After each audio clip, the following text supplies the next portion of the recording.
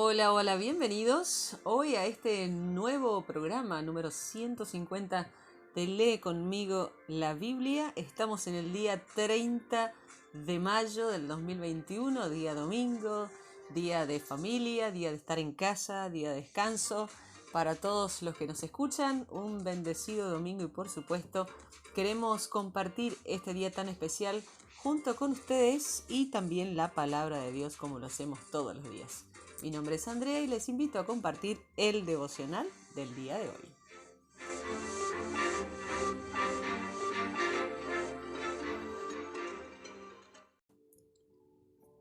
Y nuestro devocional se titula Tu juicio se convertirá en triunfo. Houston, tenemos un problema. Estas fueron las palabras de Jim Lowell la noche del 13 de abril de 1970 a las 56 horas de su misión a la Luna, cuando se produjo una explosión a bordo de la nave espacial que llevó a la tripulación a tener que pelear por su supervivencia. En menos de un minuto, se dio una cascada de fallos en todos los sistemas de la nave espacial. Todo ocurrió al mismo tiempo. Fue un fallo monstruoso, dijo el controlador de los vuelos de la NASA. La nave espacial giró alrededor de la Luna usando su gravedad para regresar a la Tierra. Millones de personas siguieron el drama por la televisión. Finalmente, la cápsula aterrizó en el Océano Pacífico cerca de la isla de Tonga. Aunque la misión no fue un éxito desde una perspectiva convencional, fue un triunfo de la ingeniosidad y la determinación, escribió Paul Rincon, reportero científico de la BBC, en un artículo titulado Apolo 13 del desastre al triunfo. Jim Lovell dijo que estos sucesos demostraron a la gente que todo el mundo, incluso en una gran catástrofe, puede convertirse en un éxito. La cruz es un ejemplo supremo de triunfo que surgió de una aparente catástrofe. Lo que al mundo le pareció una derrota definitiva fue en realidad el triunfo final. En el Salmo 68 leemos sobre el triunfo de Dios. Cuando vemos al mundo a nuestro alrededor, vemos tantísima maldad. Las atrocidades fanáticas de ISIS, Boko Haram y otros regímenes y organizaciones malévolas. Este salmo celebra el triunfo final de Dios sobre el mal, y en particular sobre las naciones y los imperios malvados. Estás invitado a ver la entrada triunfal de Dios en su templo. Dios ha triunfado, la justicia ha prevalecido. El orgullo humano y la arrogancia ampulosa serán humillados un día ante la majestad del justo gobierno de Dios. David describe una procesión final, triunfal, que celebra la victoria de Dios sobre sus enemigos. Dios aplastará las cabezas de sus enemigos.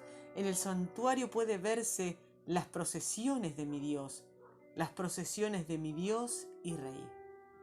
A esto sigue una visión de la comunidad de adoración, cómo debe ser, con cantantes, con músicos, con panderos y demás, todos alabando a Dios y con los príncipes entre ellos.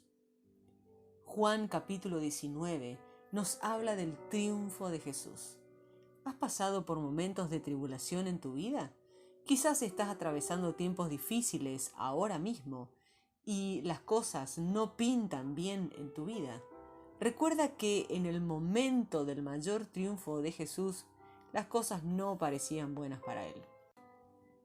El predicador de la Casa Pontificia, Raniero Cantalamessa, justo antes de participar de un debate público con uno de los nuevos ateos, se le hizo una pregunta, y la pregunta era si pensaba que iba a ganar, y él respondió que no lo sabía, que podría ser que perdiera el debate, y añadió, pero Dios puede ser glorificado en la derrota. La crucifixión de Jesús muestra que Dios puede ser glorificado en lo que parece ser una derrota. Este es el momento de mayor triunfo de Jesús. Pilato protestó 3 veces diciendo que Jesús era inocente, y en otras 2 ocasiones trató de evitar la muerte de Jesús, pero al final fue demasiado débil para actuar como su conciencia dictaba. Él cedió a su demanda y lo entregó para ser crucificado, dice el verso 16. La muerte de Jesús fue totalmente voluntaria. Estaba privado de la libertad, pero Jesús era en realidad el único que era totalmente libre. Pilato señaló: ¿no te das cuenta que tengo poder para ponerte en libertad o para mandar que te crucifiquen? Jesús respondió: no tendrías ningún poder sobre mí si no te hubiera dado de arriba. Lo irónico era que Jesús tenía autoridad total sobre Pilato. Aquella fue la hora de gran oscuridad. Jesús fue azotado y le fue puesta una corona de espinas sobre su cabeza. Fue golpeado en la cara y entregado para ser crucificado, y fue despojado de sus ropas, las cuales los soldados echaron a suerte para quedárselas. Sin embargo, por medio de todo esto, la escritura estaba siendo cumplida. Juan enfatiza el cumplimiento de lo profetizado y la realeza de Jesús. A lo largo del proceso del juicio y la crucifixión de Jesús se considera el tema recurrente de si es un rey. Los soldados visten a Jesús como a un rey burlón y entre todos gritaban: ¡viva el rey de los judíos! Pilato declara con amarga ironía: aquí tienen a su rey. Y pregunta: ¿acaso van a crucificar a su rey? En el verso 15. Los príncipes de los sacerdotes responden: no tenemos más rey que el emperador romano. Y Pilato hace preparar un letrero donde está escrito: Jesús de Nazaret, rey de los judíos. Por la forma en que está siendo crucificado, Jesús parece de todo menos un rey, al ser burlado y ridiculizado. Sin embargo, lo irónico es la forma en la que Pilato prepara el letrero en 3 idiomas para que todos puedan leerlo, ya que los propósitos de Dios se están cumpliendo al proclamar al mundo entero que Jesús es Rey de Dios. Él es el Rey del amor, oculto y silencioso. Durante su juicio, Jesús declaró a Pilato: tú lo has dicho, yo soy rey. Sin embargo, a diferencia del César, su reino no es de este mundo, porque es un reino celestial eterno. Este rey eterno está triunfando no por el poder del triunfalismo romano, sino por la aparente debilidad de la muerte en una cruz. Jesús está triunfando sobre las tinieblas, el mal y el pecado. Mañana, Dios mediante, leeremos sobre las grandes palabras que Él dicho: todo se ha cumplido. Jesús completó la tarea de llevar los pecados del mundo en su propio cuerpo. La mayor victoria de la historia del mundo había sido ganada. Este es un triunfo del bien sobre el mal, de la vida sobre la muerte. Su vida parece ser un fracaso horrible. El odio parece haber conquistado al amor, pero en realidad el conquistado, quien aparentemente fue fracasado, ha triunfado y ha abierto una fuente de nueva vida, una nueva visión para la humanidad y un nuevo camino hacia la paz y la unidad. Si en este momento estás sufriendo por alguna de las circunstancias de tu vida, permanece cerca de Jesús y recuerda que Dios puede ser glorificado en la derrota. Los triunfos más grandes de nuestra vida a veces ocurren cuando las circunstancias parecen ser las más adversas. Primera de Samuel capítulos 26 al 28 nos hablan del triunfo de David. El triunfo de David no fue fácil de alcanzar.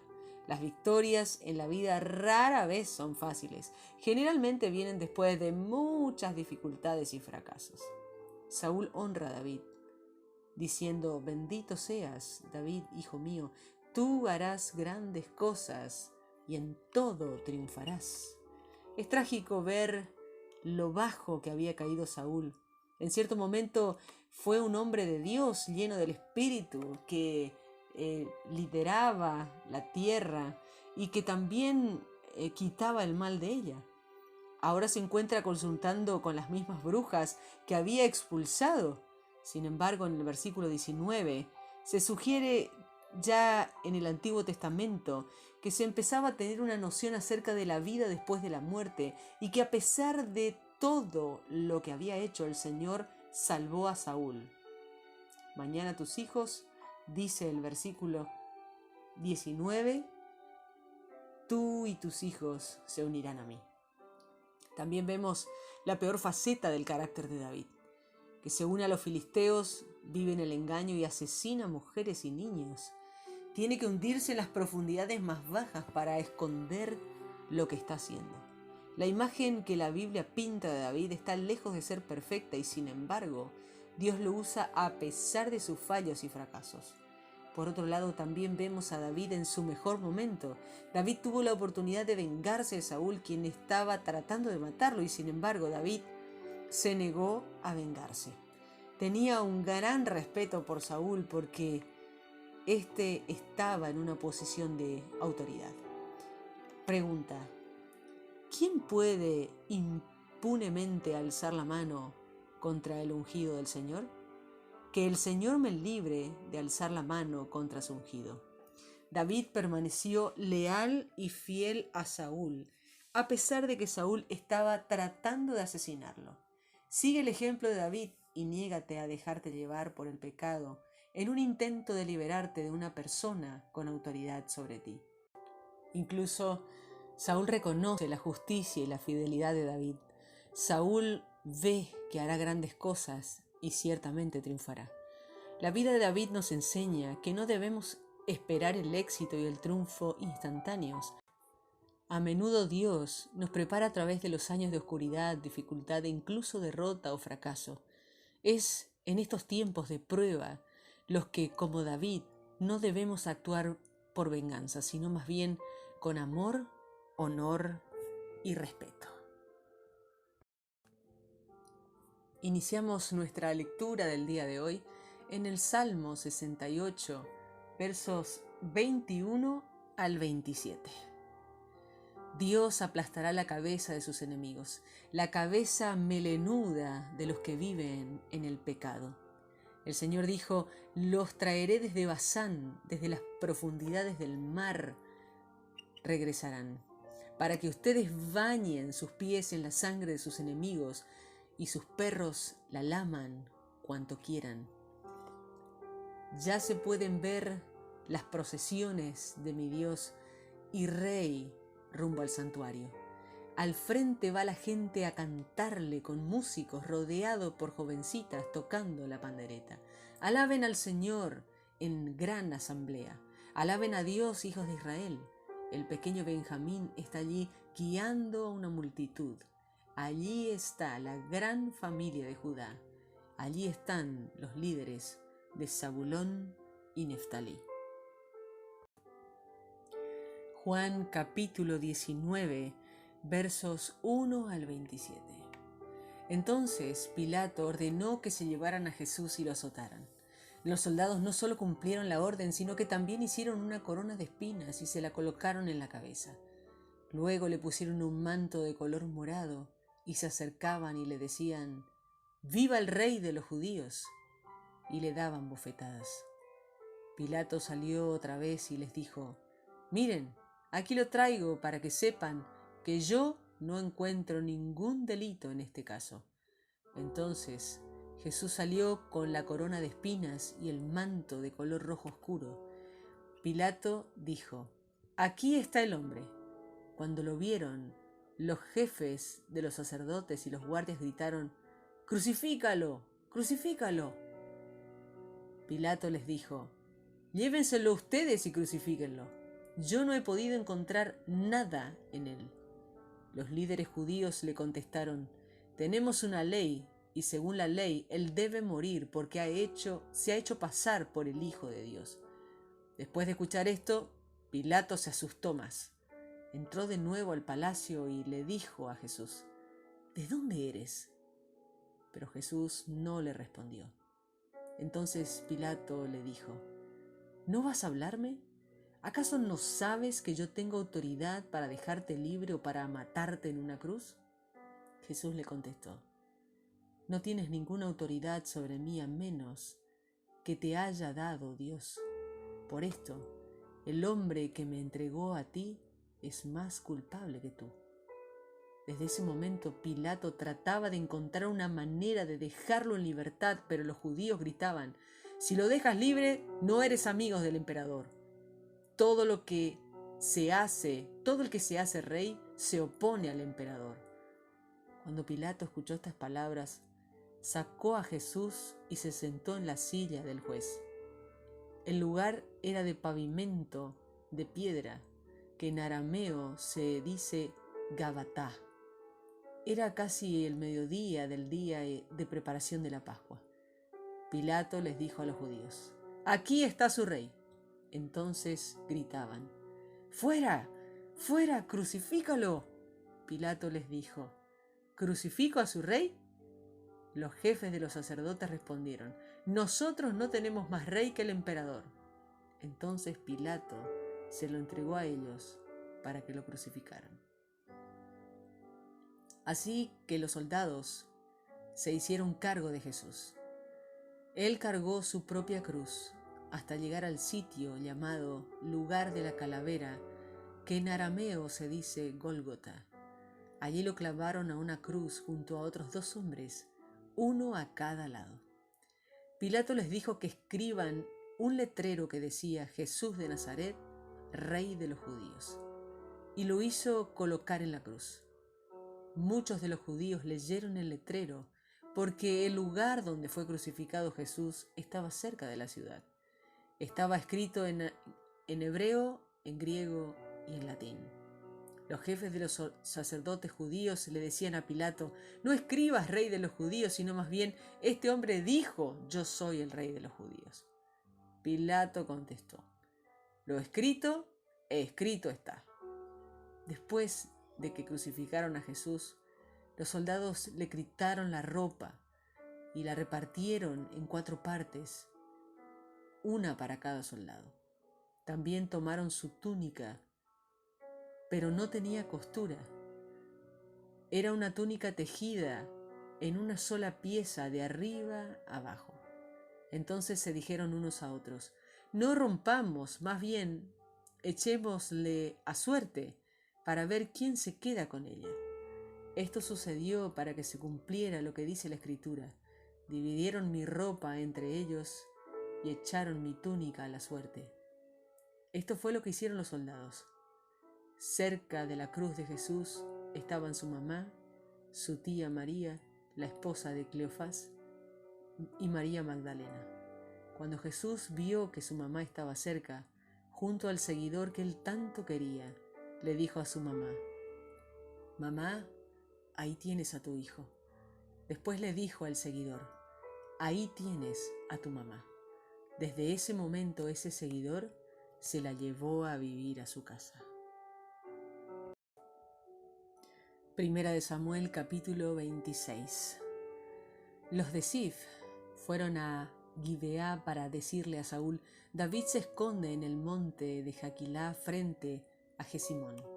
Saúl se dirigió al desierto de Zif con los 3000 soldados israelitas que había elegido para buscar a David.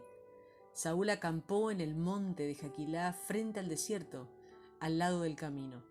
Cuando David, que vivía en el desierto, se enteró de que Saúl lo venía siguiendo, envió espías para confirmar si Saúl se encontraba en Jaquilá. Entonces David se dirigió al campamento de Saúl y vio dónde dormían Saúl y Abner. Abner, hijo de Ner, era el comandante del ejército de Saúl. Saúl se encontraba dormido dentro del campamento con todo el ejército a su alrededor. David le preguntó a Ahimelech, elitita, y a Abisai, hijo de Sarbia, hermano de Joab: ¿Quién quiere ir conmigo al campamento de Saúl? Abisai respondió: yo voy contigo. Cuando se hizo de noche, David y Abisai se fueron al campamento de Saúl y lo encontraron dormido entre los campamentos, con su lanza clavada en la tierra a su cabecera. Abner y los demás soldados estaban dormidos alrededor de Saúl. Abisai le dijo a David: hoy es el día en que Dios te entregó a tu enemigo. Déjame clavar a Saúl al suelo con su propia lanza. Un solo clavazo y listo. Pero David le dijo a Abisai: no lo mates. El que le haga daño al rey que el Señor eligió será castigado. Tan cierto como que el Señor vive, que Él mismo lo castigará. Tal vez Saúl sufra una muerte natural o tal vez lo maten en batalla, pero yo le ruego al Señor que nunca me permita hacerle daño al rey que el Señor eligió. Toma la lanza y la jarra de agua que están a la cabecera de Saúl y vámonos.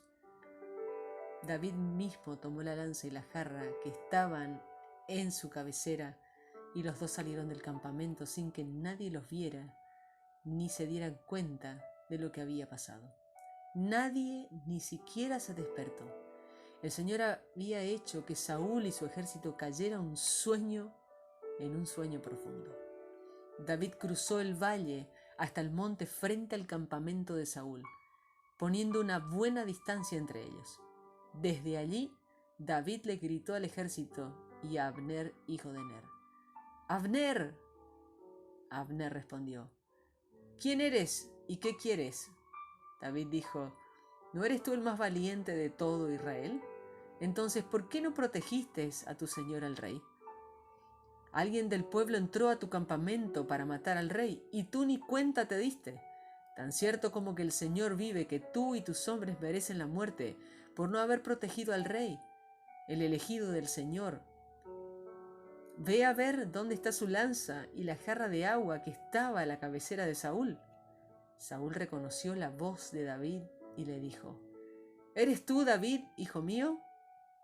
David respondió: sí, su majestad, soy yo. También le dijo: Señor mío, ¿por qué me persigues? ¿Qué mal le he hecho yo? ¿De qué se me acusa? Le ruego a su majestad que escuche mis palabras. Si quien lo pone en mi contra es el Señor, con una ofrenda se resolvería. Pero si son los hombres quienes lo ponen en mi contra, que el Señor los maldiga. Por ellos he tenido que dejar la tierra que el Señor me dio, y me dicen que me vaya a servir a otros dioses. No haga que muera lejos de la presencia del Señor. Usted ha estado buscando a una simple pulga. Es como cazar perdices en los montes.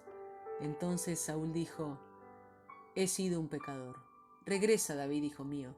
Hoy has demostrado que respetas mi vida y por eso no te haré ningún daño. Me he portado como un insensato y he cometido un grave error. David le respondió: aquí está la lanza, mi rey. Envía a uno de sus hombres para que la recoja. El Señor le da su paga a cada uno según sus hechos. Recompensa si hace el bien y castiga si hace el mal. El Señor lo puso en mis manos el día de hoy, pero yo no le haré ningún daño al rey que el Señor eligió. Hoy le he demostrado a usted que respeto su vida, que el Señor me libre de todo problema. Entonces Saúl le dijo a David: que Dios te bendiga, David, hijo mío. Tú harás grandes cosas y triunfarás. David partió y Saúl regresó a casa. Primera de Samuel, capítulo 27. Sin embargo, David pensó: algún día Saúl me atrapará. Lo mejor es escapar a la tierra de los filisteos, así Saúl dejará de buscarme en Israel y estaré fuera de su alcance. Así que David y su ejército de 600 hombres salieron de Israel y se dirigieron a la tierra de Gad para ver a Aquís, hijo de Maoc. Allí se establecieron David, su ejército y sus familias bajo la protección de Aquís. David tenía consigo a sus 2 esposas, Ahinoam de Jezreel y Abigail de Carmel. Abigail era la viuda de Nabal. El pueblo le informó a Saúl que David había escapado a Gad, así que Saúl le dejó de perseguirlo. David le dijo a Aquís: si encuentro el favor de su majestad, le ruego que me permita vivir en alguno de los pueblos del campo. Soy solo un siervo suyo y no tiene caso que viva en la capital del reino. Ese mismo día Aquis le dio a David el pueblo de Siclag. Desde entonces pertenece a los reyes de Judá.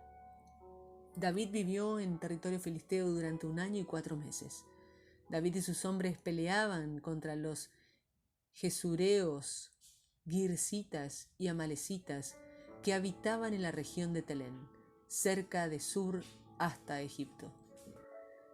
Los derrotaban y saqueaban sus riquezas. David derrotaba al pueblo, tomaba sus ovejas, el ganado, asnos, camellos y su ropa, y se los llevaba a Aquis, pero nunca dejaba vivo a nadie. Así hizo David muchas veces, y cada vez Aquis le preguntaba a David a quién había atacado y de dónde se había apoderado de todo. David decía: ataqué al sur de Judá, o ataqué al sur de Jaramel, o ataqué a los kenanitas. David nunca llevaba prisioneros a Gad, porque pensaba: si dejo a alguien vivo, ese le puede contar a Aquis lo que hice. Así hizo David durante todo el tiempo que vivió en territorio filisteo. Aquis empezó a confiar en David y se decía a sí mismo: ahora el mismo pueblo de David lo odia, todo Israel lo odia, y ahora David siempre me servirá a mí. Primera de Samuel, capítulo 28. Después los filisteos alistaron sus tropas para pelear contra Israel, y Aquis le dijo a David: quiero que sepas que tú y tus hombres irán conmigo a pelear contra Israel. David le respondió: ¿seguro? Entonces verá usted lo que puede hacer este siervo suyo. Aquis dijo: en ese caso, serás mi guardaespaldas. Tú me protegerás de ahora en adelante. Después de la muerte de Samuel, todo Israel había hecho duelo por él y lo habían enterrado en su pueblo en Ramá. Saúl había expulsado a Israel a los espiritistas y a los hechiceros. Los filisteos se preparaban para la guerra acampando en Sunén. Saúl reunió a los israelitas y acamparon en Gilboa. Al ver el ejército filisteo, Saúl se atemorizó. Oró al Señor, pero el Señor no le respondió, ni en sueños, ni por el Urim, ni por medio de los profetas. Al final, Saúl le dijo a sus sacerdotes: búsquenme a una espiritista para que yo vaya a consultarla. Sus oficiales le respondieron: hay una espiritista en Edom.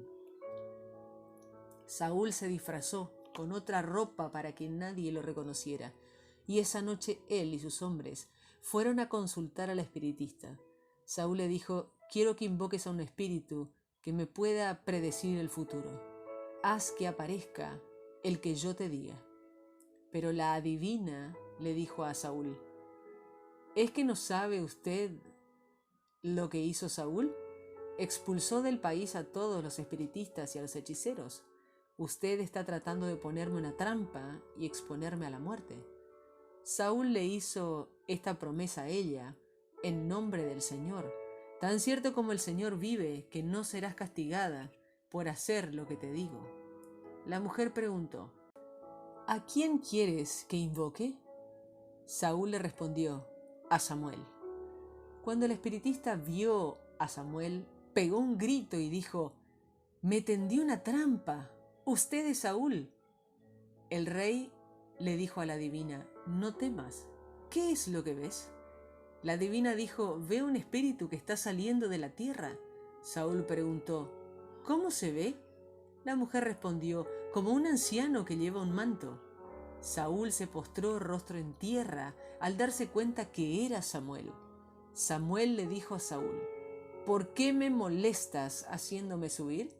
Saúl le respondió: me encuentro en problemas. Los filisteos me están atacando y Dios se ha apartado de mí. Ya no me responde ni por medio de los profetas, ni por sueños.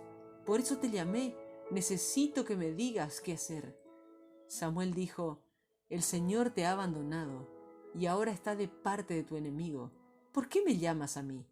El Señor está haciendo lo que te advirtió por medio de mí.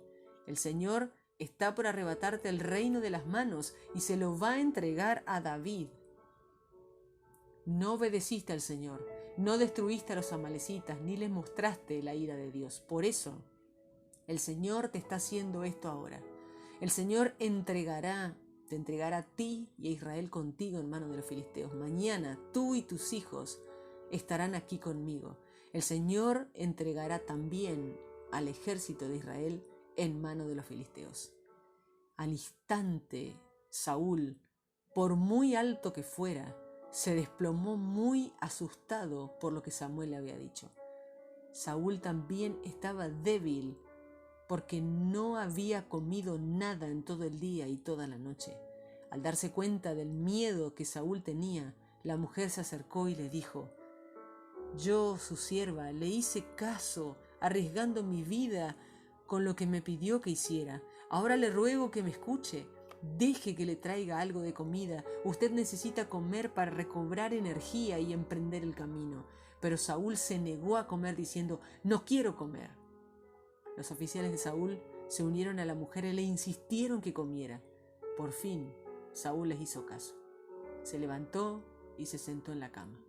La mujer mató un ternero gordo que tenía en su casa y amasó harina para hornear pan sin levadura. Luego le sirvió a Saúl y a sus oficiales. Esa misma noche, después de comer, emprendieron camino. Y así finalizamos nuestra lectura del día de hoy y te invito a compartir esta palabra de oración. Señor, oro para que veamos un reavivamiento de alabanza y que los líderes de nuestra nación estén en el corazón de las comunidades de adoración, alabando a Dios en la gran congregación. Señor, gracias porque debido a tu triunfo, Dios siempre nos conduce en procesión triunfal en Cristo y por medio de nosotros esparce por todas partes la fragancia de su conocimiento. Señor, gracias por usarnos poderosamente a pesar de todos nuestros fallos. Gracias porque nuestro triunfo sobre el mal solo es posible a través del triunfo de Jesús en la cruz y en su resurrección. Amén.